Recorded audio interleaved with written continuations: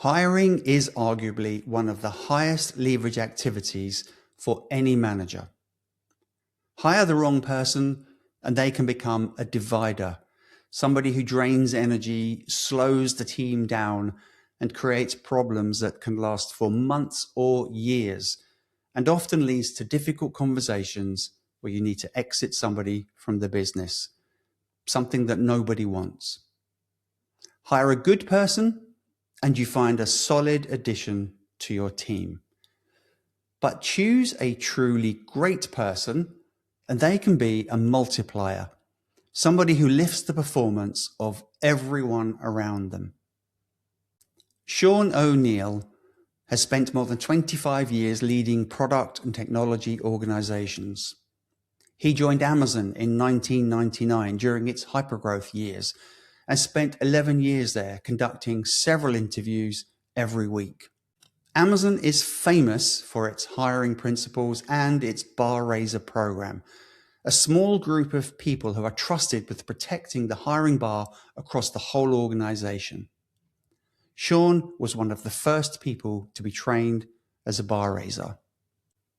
For the first time on Build Your Edge, we're splitting this conversation into two parts. In the first part, we'll look at the interview itself, how to prepare, how to ask better questions, and how to uncover real evidence of a candidate's ability.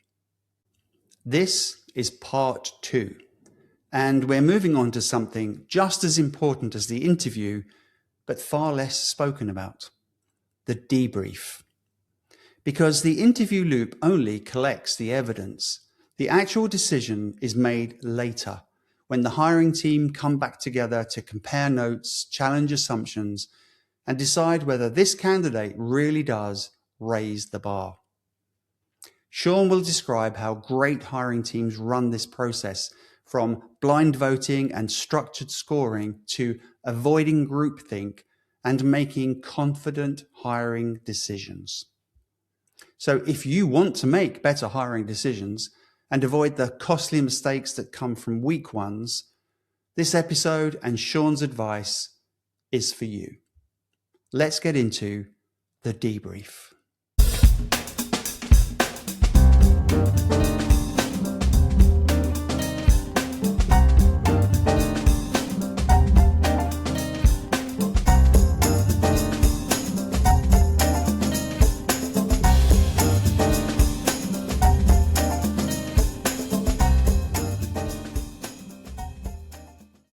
Sean, welcome back. Thank you. This is part 2 of your hiring masterclass.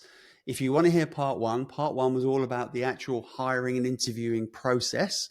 Today, we're talking about the debrief. And it's really important for the hiring team because a lot of managers believe that they've done their job once they've done the interviews. It's also important for the candidate because they need to understand what happens in that closed room when everybody gets together and talks about you and makes a decision. So first of all, I'd like to ask you from your experience, why do companies not have a really solid debrief process? So over the years, a lot of companies have been inconsistent in how they actually handle interviews. In fact, even inconsistent across different teams. Some might be great at it, others might be very sloppy. The good thing is there's a number of hiring and recruiting tools that have developed in the last 5 years or 8 years that are starting to bring just a little bit of structure that can help people log their votes, be able to capture some of their comments beforehand. So that is helping to give people some guardrails to help, but I think they can do better than that even. Right. And what are the biggest mistakes that they make? Because I can imagine they get the process really right up to that point and they've interviewed a load of people. What are the biggest mistakes they make running up to that? I'm thinking, for example, of bias and sharing opinions and talking before they get in that room. So biasing other people on the loop is probably one of the biggest flaws that I've seen, where you're interviewing a candidate. You've got somebody, this would happen more when you might be in person, but you've got somebody walking out of the room who just finished interviewing a candidate. You're about to walk in and they just casually say to you, the other interviewer, oh, you're going to wish you had this hour back. And suddenly they have completely anchored you to the negative before you've even Yep. met the candidate. And so many candidates, it depends on the style of the interviewer. It might depend on the time of day. People have good days and bad days. People have good interviews and bad interviews. And it's not always a reflection of their talent. Sometimes people are really nervous interviewing with a company they really eagerly want to work for. And that might not put them at their best. And so blind voting is one of the most fundamental principles across the Amazon recruiting system that I was trained in and the style of recruiting and interview excellence that I teach, because it allows an individual interviewer to make the best decision they can, make a vote on it. Do not tell anybody in any way, shape, or form your thoughts on this candidate, on your vote, and then get to the blind voting reveal in the debrief where you actually have a second conversation all about this. So blind voting is a huge problem. I think the other issue that some people think is they'll end up voting in sequence. So if the first person to talk to a candidate is not inclined, they kill the loop. That's another real problem, because sometimes you'll have people who might be the first in the interview, and maybe they've got some criteria that is important but not key to the whole role. And they end up being not inclined based on something that maybe was very tactical for the whole role. And now you've actually cut off a candidate from having a chance to go all the way through. So if you care about finding good talent, you got to be able to invest the time to give these candidates the cycle. And can I ask, so if you have, let's pick a situation where there's one role open and you are hiring for one person and you've interviewed a bunch of people, but you've narrowed it down to, let's just say, 4 people who are potential candidates. Do you hold a debrief for each candidate, or do you get together and say, right, we have 4 people, who's the best person for this role? The ideal way is as a slate of candidates at one debrief, because people are really good at relative comparison. And they could start to assess, well, on this criteria, on collaboration, this person was great. Or on strategic thinking, this candidate was great. So, but that only works if you actually have all the interviews in the loops in the same week or 2 weeks, because top candidates are a hot property. You've got to move fast. So if you end up being very slow on your interview cycle, that's your fault. And you may have to do debriefs one at a time, which is more time consuming for everyone in the loop as well. But you got to be able to give a candidate an answer back. But if you're doing pipeline hiring where, for example, we just need 20 engineers, it's okay to do one by one and just go, did they pass the bar or not? And then make a simple decision. Yes, there is. Although there's an interesting point you want to make sure before you make your first offer, you've interviewed at least 3 or 4 different candidates for your own baseline. And then after that, you could then say, okay, we've now calibrated. It's almost like if you've ever, rented an apartment or bought a house, don't buy the very first one you look at. Mm-hmm. Look at 3. And after you look at 3, you actually have some comparisons about what matters to you and what you care about. So I would not just hire the first person that made it through the loop. I would wait till you get at least 3 or 4. I was on a panel once where we were hiring for a single position. It was a fairly senior position. We hired somebody at the beginning, and we actually had a process where we would debrief every candidate, and we got together and said, really good, but we've got more to go. And by the time we got through to about the 7th or 8th candidate, we said, you know what, number 1 was just so good. And we went back and that person had accepted another offer. But we managed to persuade them to come back to us. But sometimes the first one is the one you want. What does a really good debrief feel like for the hiring team? So they've done all of the interviews. It's been a lengthy process because there's 4 or 5 or 6 interviews per candidate, number of candidates. You all get back into the room to make a decision. What does it feel like for the team that get into that room? So if you have a good facilitator, and the facilitator could be the hiring manager. Ideally, it's not the hiring manager, so the hiring manager can listen and participate, but it could be a bar raiser, or it could be the recruiter, somebody else who may not be voting even. A good debrief should be very concise. One candidate we can get through in 30 minutes if we manage our time well to really focus on the issues and get through it. So it should feel effective, efficient, and at the end of it, people should have confidence we've made the right decision, either yes or no. So So can that I clarify that? So if there are 4 potential candidates for the role, are Mhm. you saying you spend half an hour per candidate, which then adds up to 2 hours plus change? um, it probably takes 30 minutes for the first candidate, and then each other candidate in the loop, I would add 15 minutes of time. Right. Because over time, you start to actually have a good cadence, and you'll be able to go through because you understand the topics and the issues going through, and then you want time for the debrief. So you could do 3 candidates, maybe 4 in an hour if you were really, really effective with a good facilitator. Okay. And are you comparing every candidate to a profile, if you like, or is it the first candidate comes in, they become the profile, and now you're comparing with the profile? So this is really important. At this stage, do not compare each candidate to each other. And I know it sounds Right. hard when you're like, I just talked to 3 different people. It is critical that each of the interviewers make an independent hiring decision. If this were the only candidate we had, would I hire them? Now, your profile should be, does your company already have people in that role? Who are the exemplars in your company of that Right. role? You should be benchmarking them against known commodities in your company. And what criteria did the hiring manager assign to everybody? How great are they at think big or collaboration or delivers impact or customer obsession? Whatever your criteria is for your company, you want to be able to make independent decisions because at the end of the day, your top candidate, you may not be able to land. Maybe they took another offer that was paying them more. So you need independent hiring decisions so that you want to only at the very, very, very, very end, which we'll get through, would you want to compare them head to head.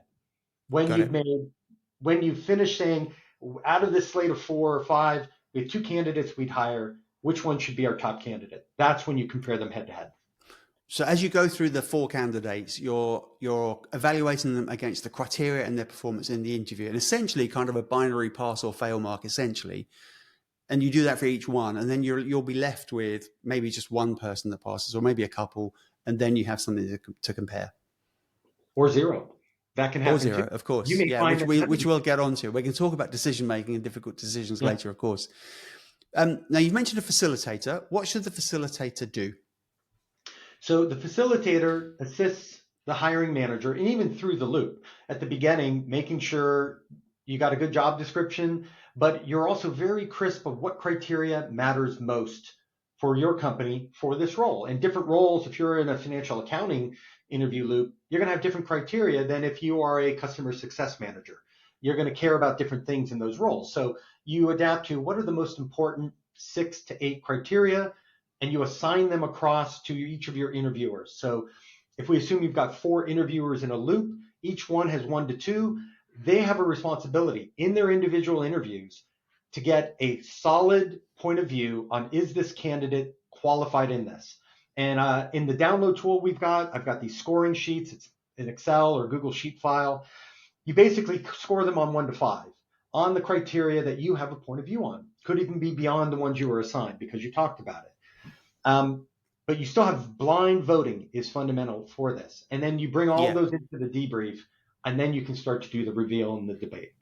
Right. We're going to get onto blind voting in just a second. You've got a facilitator then who's kind of coordinating everything. You get in the room. Now, we've talked about a bar raiser a number of times. Not every company will have a bar raiser, but if they do have a bar raiser, what's their purpose in this debrief? Exactly. So at Amazon, I was trained as a bar raiser, and a bar raiser at the time I was there was less than 0.5% of employees were trained as bar raiser. But every single interview at any level had to have a bar raiser in the interview loop as a external independent observer. They often voted and interviewed candidates, but their point was how do we facilitate a good hiring decision and make sure we don't do a desperation hire? So you're hiring Right. someone as a sales leader and you really, really want someone who's worked somewhere in AI. And you've got this candidate who's worked in AI. If you needed to put them in any other part of your sales organization that didn't require the AI skill, would you still hire them? It's Mm-hmm. this kind of independence of make sure you don't make a desperation hire. Because what if, as an organization, we reorganize and pivot in a month? Would we be happy to have this candidate in another organizational design, or would we regret it? Yeah. And I've been a bar raiser myself, not at Amazon, obviously, but I've been a bar raiser. And there are times when you have a completely impartial view on the candidate, and you see that some of the people in the loop are so infatuated with the fact that this candidate did something really, really well, and they become blind to the general profile of the candidate. And I've been in rooms where everyone's going strong, yes, and you say, but what about this? And then everyone wakes up and says, oh yeah, you're right. And then the decision's very different. Exactly. And that's where the tool, my download, that helps here is we've got a number of criteria. And whatever criteria you have, you should fill in this template. But it allows you to just decompose a little bit. Like, what are the things I really admire about this candidate to score high on? And what are the things that I'm concerned about? And what's my relative weight between them? And it allows you to just have more of an informed point of view to then make a final vote. And then ultimately the bar raiser, one of the last tasks the bar raiser has is, how am I also developing the rest of the people in this interview loop? You may have somebody who's new to interviewing, and you want to help coach people. And sometimes I'll have people who say like, oh, we should never hire this person because I asked them this question about how to solve this problem internally that I haven't fixed in 5 years, and they couldn't do it in 5 minutes. Yeah. And part of my role as a facilitator is like, okay, is that really a fair challenge? Let's see if we can peel that back, and how well do they think they have the skill set? So the facilitator challenges some of the positions in an open way of the team. So you mentioned your download. We mentioned it in part one as well. It's a template that allows you to track the whole process from beginning to end. Today, we're going to focus on the debrief. Now, one of the core functions of this template is to initially record the votes, and they are blind votes. And each interviewer commits themselves to a vote ahead of the debrief and before they've got any intel from anybody else. Why is blind voting so important? It's really critical to not bias any of your other peer interviewers on the loop. And as we were chatting before, oh, you're going to wish you had that hour back. Maybe that was just a bad start of the day for the candidate. Maybe they're stressed because they thought they were going to get to the interview late, all sorts of challenges. That may have not been their best moment. You're about to make a serious investment in talent, and you want to make sure you give the candidate all the chance to be the best they can be. The other part of blind voting is maybe the first person you interviewed is a more junior interviewer. Maybe they're newer at it. Maybe they asked a question that doesn't really give you a good indicator if that person's good at their job. Ask them a brain teaser or something. Oh, they couldn't solve my brain teaser, I wouldn't hire them. It's not a democracy. That's an important point here, where you don't want just one vote to negate the whole thing. At the end of the day, the hiring manager and either the bar raiser or maybe their senior leader together can override the rest of the group. And that's okay. This is about gathering information and evidence. Okay, so everybody commits themselves, and there are 4 different types of vote, aren't there? Is it okay for me to say, I'm not sure? So here's how I would approach it. And in the tool, I've got a picture of a slide from my teaching materials on this interview excellence. There's 4 possible votes. There is strongly inclined to hire, which both are, let's hire them. So one of them is an emphatic. Then there's not inclined to hire for this role, this level, this job family. And then strongly not inclined to hire. 4 possible votes. And the 2 extremes should be used rarely, 5% of the time maybe. Because if you are constantly saying, oh, we should strongly incline to hire, well, maybe that person's actually a grade above the job we really have. If you're saying strongly not inclined, it's not just you don't think they should be hired for this job, but maybe we should not hire this person for anything anywhere in our company. So use those sparingly. But what's important is there is no on the fence. Because on the fence is a coward's vote.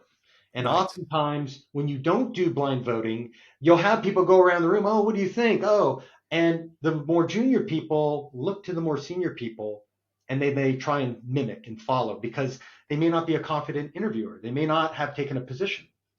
You need to take strong opinions loosely held is how you should think about this.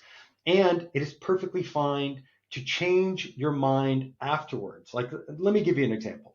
So early on when I was at Tesco, and we were using this process of blind voting, and we were interviewing for a senior data scientist.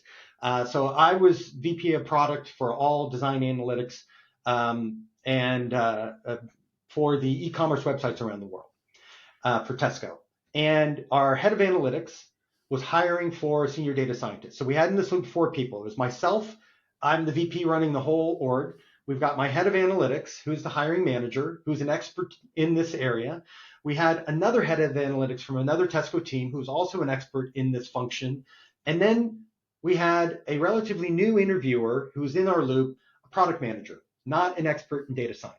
Now, we had assigned these criteria. I had Think Big, skills and tools was the hiring manager, delivers results was the other head of analytics, and collaboration was assigned to the product manager. We did blind voting. I was inclined, hiring manager inclined, other head of analytics inclined, product manager, most junior person in the room, not inclined to hire. Mm-hmm. That opened up a really interesting conversation, starting with what was your concern? You had collaboration. And he's like, as I was chatting with this guy and going through about how he worked with other teams, I just got this sense of deep ego and a bit of a jerk on how he treated everyone around him.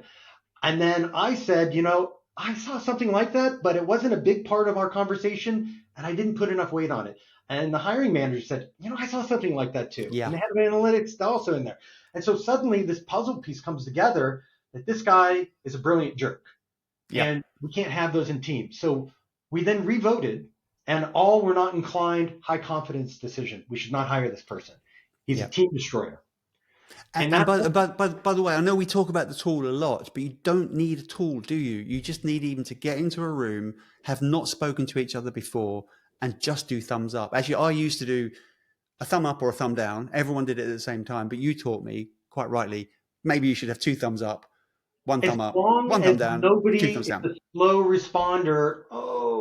You really need to eliminate that. Because this example, it was so powerful because a junior, and he wasn't a junior product manager, he's a product manager at the time, but it's not his domain space.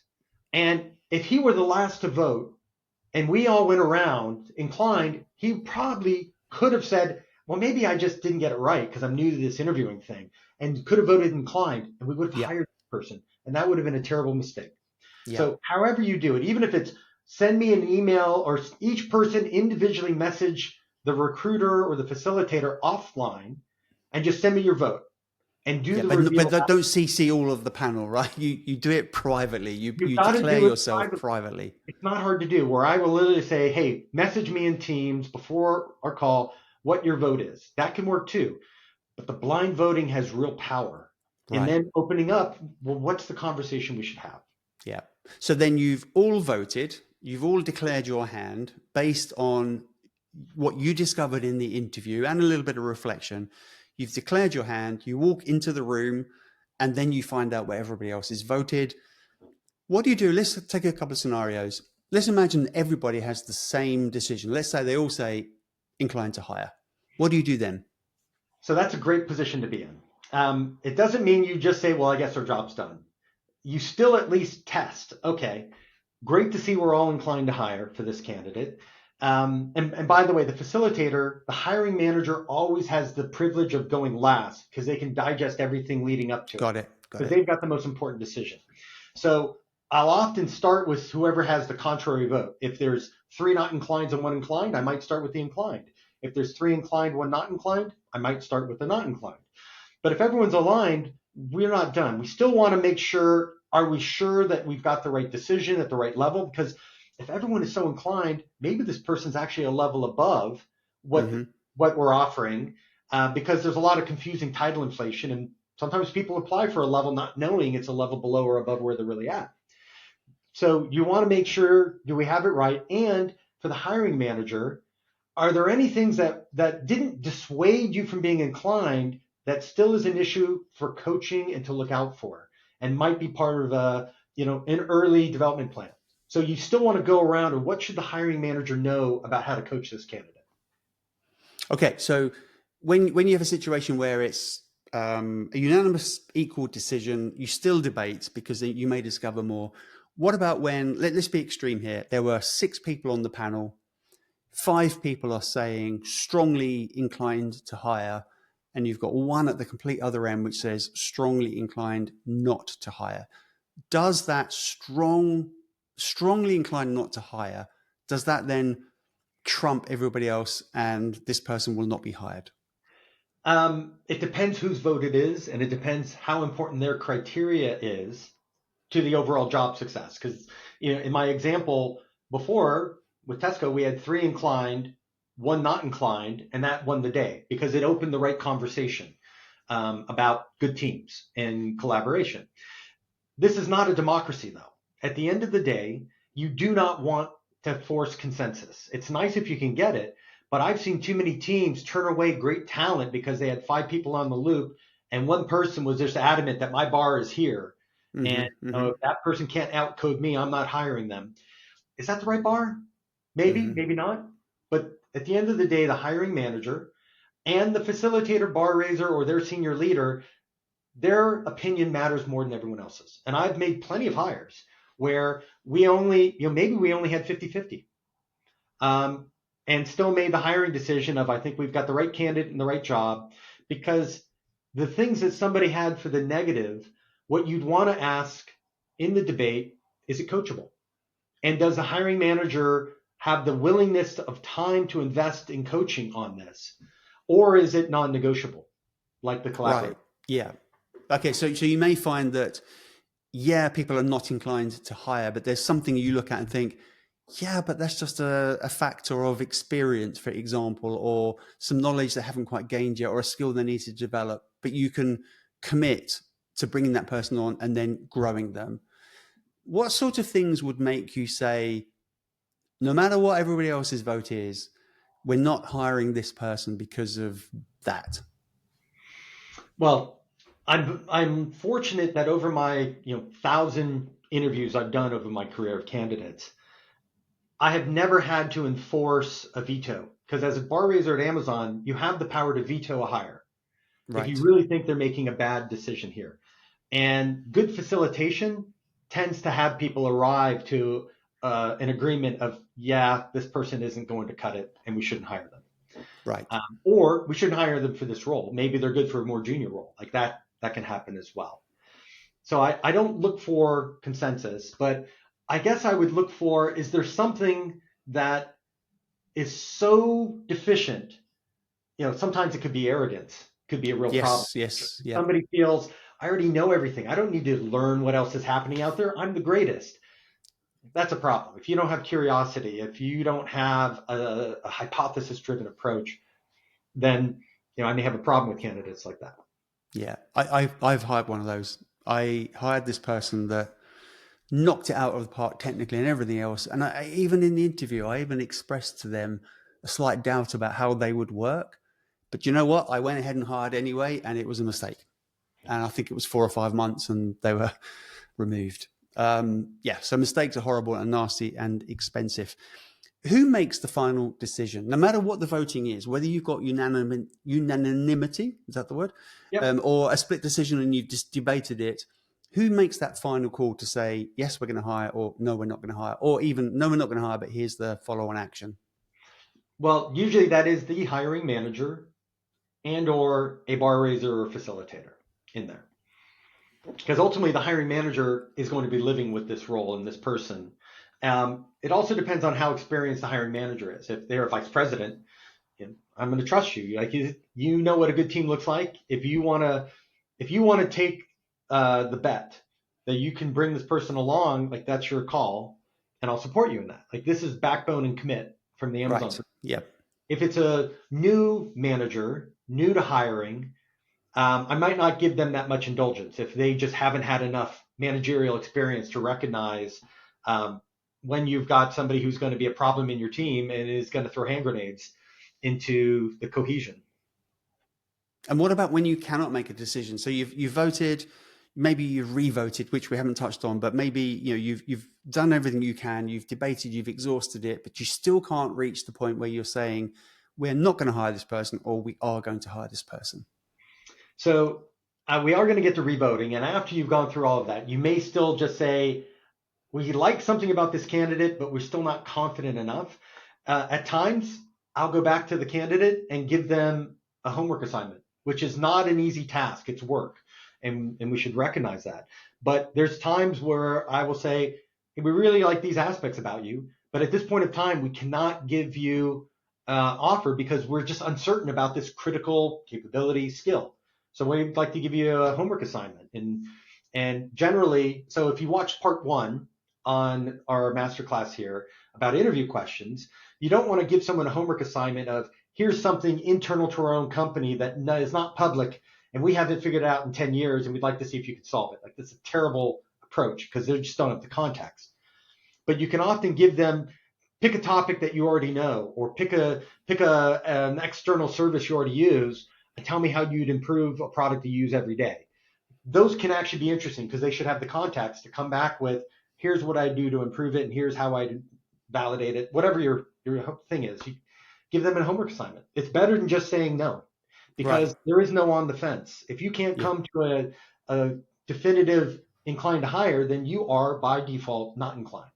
Right. And now we touched on revoting. We probably shouldn't have skipped over that, but people have voted. It's a split decision. You've debated. You now go back in and you vote again. What does that process look like? So there, in our download, there's a number of tools in these Excel and Google Sheets that I regularly use. The facilitator or recruiter should collect everyone's blind votes coming in. So there's a nice color code where you got a simple table of how many candidates you've got, each of your interviewers, a short description of the criteria. So it's interesting to say, oh, well, everybody was inclined on strategy, but actually on collaboration, we've got a lot of problems with these candidates. So just even knowing which interviewers and what criteria starts to tell you where should the conversation begin and how should we go. So you share everybody, the reveal, who voted what for the candidate, and then you can start this conversation and debate. And you work through, and you'll have people who will say, oh, well, I didn't really see this person overcome any real adversity of struggling program, so I'm not inclined. Mm-hmm. You'll have someone else say, actually, I talked on that very issue on a different topic, and they gave a great credible example about how they re-kickstarted something that had stalled and successfully delivered. So in the debate, you will have people mitigate the concerns of other interviewers. And then at the end, you have more information. You see the puzzle pieces of the Trivial Pursuit. You actually have as good a view as you can from your collective 6 hours or 8 hours with this candidate. You revote. You need strong opinions loosely held. And it's perfectly encouraged to change your vote based on what you know now. Would you now hire this candidate with the info you have? And then you just update in the slide what people's votes are, and then you'll see where we at. And it's an interesting thing that you covered there. 6 hours. 6 hours is what you've spent with this candidate. It's not even a full working day. So you've got such a short amount of information on which to make a really important decision. So it's essential that you invest that time, isn't it? And discuss this candidate fully. I mean, the most important thing a leader can do is build a great talent team and organization. Because as much as you might think, oh, I've got all the ideas, I'm so great at leading, mm-hmm. People build businesses. It happens at the people level. And without great talent, because I'm going to tell everyone right now, whatever your first business idea is, it's wrong, but you just don't know in which way. And mm-hmm. You need talented people to come in and learn through their implementation and execution and delivery and validation how to course correct. You need good talent. So this is the most important decision you're going to make all year. Let's think about the candidate for a second. I know myself, you've been through the process and you're sitting there and you're hoping and you have no idea, no visibility, you're kind of aware that something's going to happen at some point.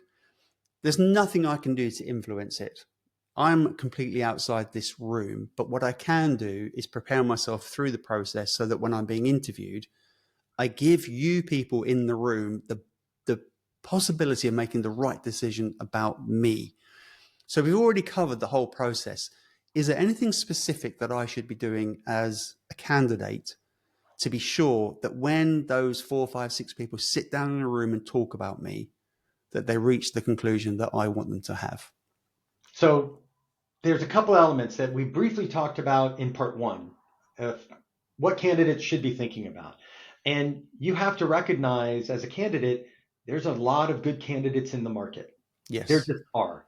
And especially when you're looking for jobs where, okay, I've done this functional role, but I've not been in this domain space, you should assume there's at least 3 people in the final round who have done your job in that domain space. So there will be a strong set of candidates there.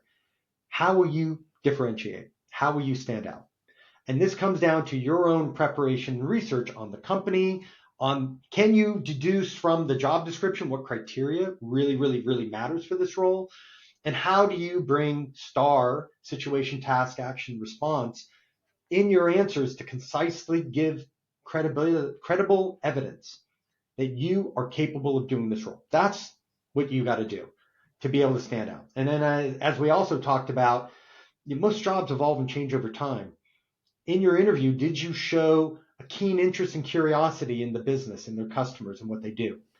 Because that will make you stand out against someone who might have greater capabilities, but frankly looked a little bored in the interview and was disengaged and didn't have any questions about the business or the job. Showing curiosity and engagement gives people an indication of what might it be like to work with you.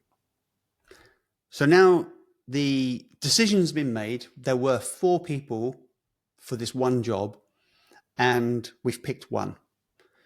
What happens when you now go to that person and that person, which is not uncommon, has multiple offers, and now you're just one of their choices? How do you handle that? So the negotiation for a candidate is probably a whole nother talk of what you might need to go into. First off, congratulations on getting to a hiring decision. That's a great thing if you can work through your process and have a candidate. There's a whole lot there around how do you position what your business is, and hopefully through your interview, you answered questions and it showed what your place of work is like and why this is a great team and why this mission is something people should get excited about. I think what's even more interesting is when you have more than one candidate through the loop that you're inclined to hire. And you may recall I said it's really important when you're scoring them and voting, independently vote against them. Do not compare candidate A against candidate B. That will come later. Because if that is the only candidate in the loop, would you hire them is the real question. Because you may not be able to come to terms with your lead candidate, as we were just talking about. And if that's the case, you don't want to say, oh, well, we were not inclined on everyone else because we had our candidate. You then are stuck with, well, what were we really not inclined, or did we just say we only have one offer, so therefore we won't hire them? You want independent hiring decisions. And high-class problem would be all 4 candidates you're inclined to. That's great. Then how do you compare between them? So I've got another sheet in the list in my downloadable tool where you actually, of all candidates as a group, you finished and you were inclined for it. And I should correct myself. The hiring manager and the facilitator or senior leader have that final decision candidate by candidate. Would we be inclined or not inclined? So once those final votes are in, doesn't need to be consensus, you then say, well, how many were we inclined to hire? Now we compare them against each other. And there's another tool that just allows a very simple, who would you hire first in this role? Who would be second? If there's more, third, fourth. And each person in the loop just ranks them. It's not a democracy. I'll say that again. But it's useful information. Based on each perspective, is there a single emerged candidate of clearly we'd all hire number 1 first? That's pretty good. What happens when you have some dissension between who's first or second or third? You have a debate about that. What's their fit for the role now? What's their career path? And then you ultimately get to, we've got 1, then 2, then 3. We're going to extend an offer to 1. We're going to keep warm 2 and 3. We're going to keep engaging with them just so that we don't lose them. But we've got to get to an answer pretty fast with 1. So that's generally how you would work through that. And when you've picked number 1, and number 1, you go and offer and they take the role and everything's good. Number 2 and number 3 may not be quite right for this job or not as good as number 1, but you'd still like to hire them. What do you do with those people? So that's a really important part, especially where the facilitator comes in, who may, or the recruiting manager who may see many other teams who also have needs, because you have found an amazing benefit. 3 people you'd like to hire, you only have 1 role.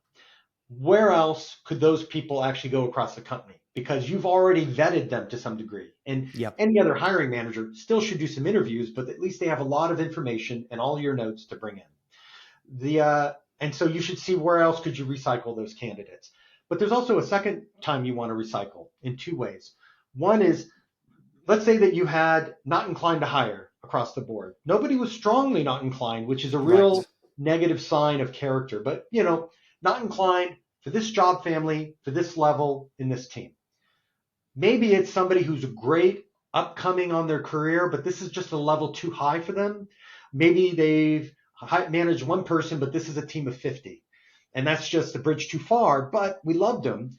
Maybe you have some other role in your company you need to hire where it is for a manager of a smaller team, or maybe another part of your company needs that role. So actively think of recycling. This is where the facilitator could come in.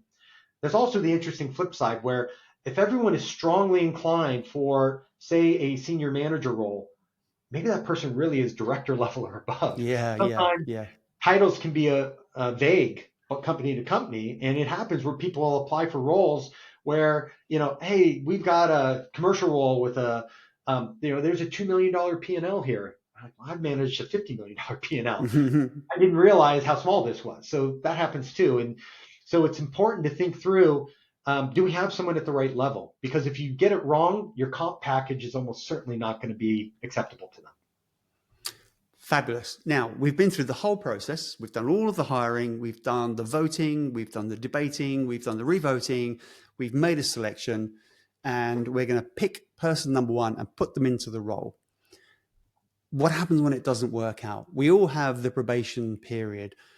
What should that probation period be used for? Is it truly just a safety net to test the candidate? It's sort of in the company's in the company's favor, and they can just get rid of the person if they want. Yeah, what is the purpose of the probation period, and what do you do when it's just not quite working out?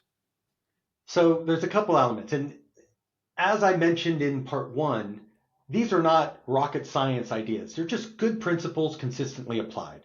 And if you do them, you will get above average results, but not perfect.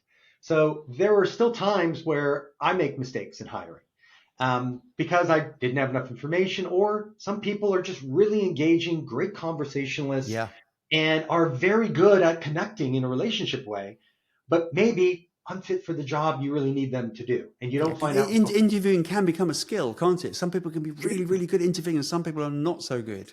That's right, which is also why you do blind voting, because some people, maybe they actually have the capability. They're just not the most outgoing. They're introverts. That can be okay. So the background checks obviously still matter. They said they worked at Google or Amazon or OpenAI or any of these great companies. Do your background checks. Talk to a previous manager. Would they hire him again? Do the basics. Don't overlook that. Don't become enamored with the resume. But then the other bit is in the probation period, it matters because you've got a limited amount of time to confirm, well, one, set this talent and new hire up for success.